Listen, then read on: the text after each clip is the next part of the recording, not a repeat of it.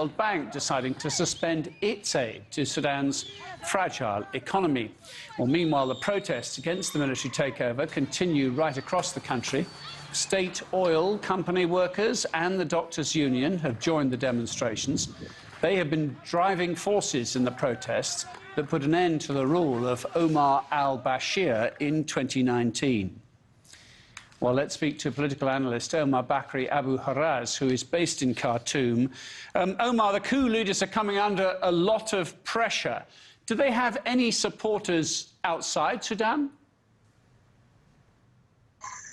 Thank you. I don't think there are any supporters, whether Sudanese or foreigners, outside Sudan. Definitely, it looks from what we are following with the media, and that no supporters for the military, but supporters are in different parts of Europe and America. Sudanese supporters are doing a lot of work supporting the democratic transformation of the government of Sudan, and they are condemning the coup.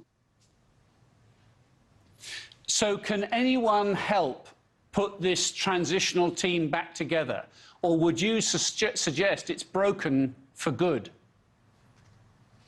No, I don't think it's gone for good, definitely, because from what we heard from the commander-in-chief of the army, Abdel Fattah al-Burhan, who was the Sovereign Council chairman before dissolving it 2 days ago, from what we heard in the interview, that he insists on the transformation of the democratic rule on the targeted date, which is specified in the declaration, the constitutional declaration. So this is a good gesture that the army is not intending to take over forever, and this is a good gesture that they are abiding by the constitutional document, which was signed 2 years ago by both partners, the civilian and the military. So I think the way out now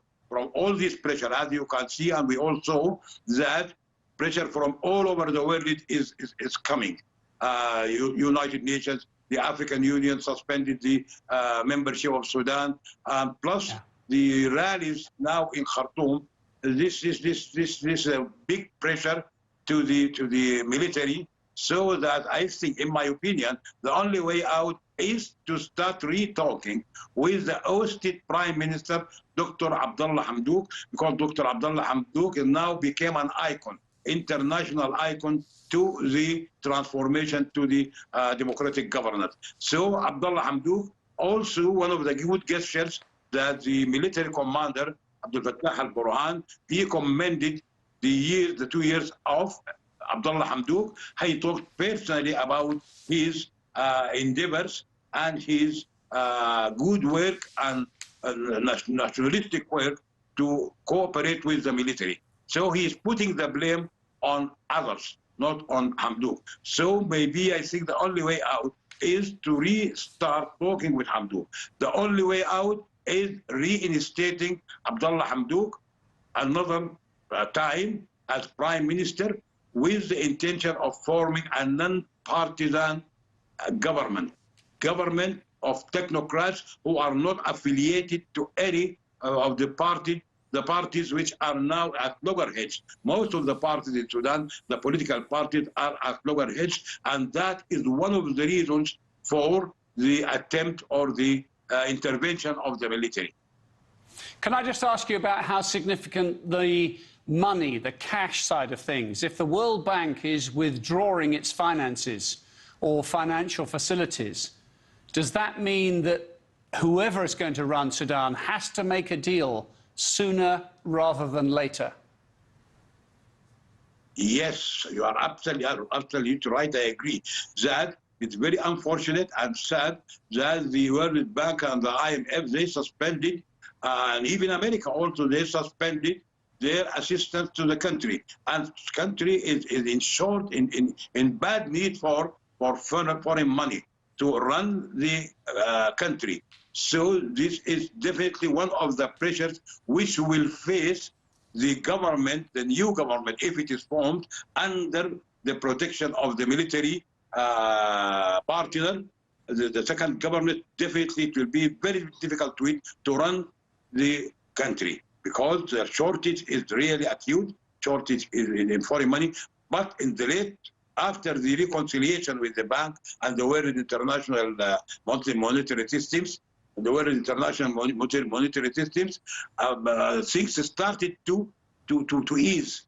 The Bank of Sudan started to build a reserve, which now it reached about 1 billion worth of assistance or relief of debts from the World Bank and the IMF. So it already started doing some work, and already the value of the national currency started to stabilize. It's for 3 months. Okay. It's at the same almost, which is a good sign. So this intervention of the army definitely will make things worse, and it will make it very difficult for any government to rule easily. Omar Bakari Abu Haraz, live for us in Khartoum. Thank you.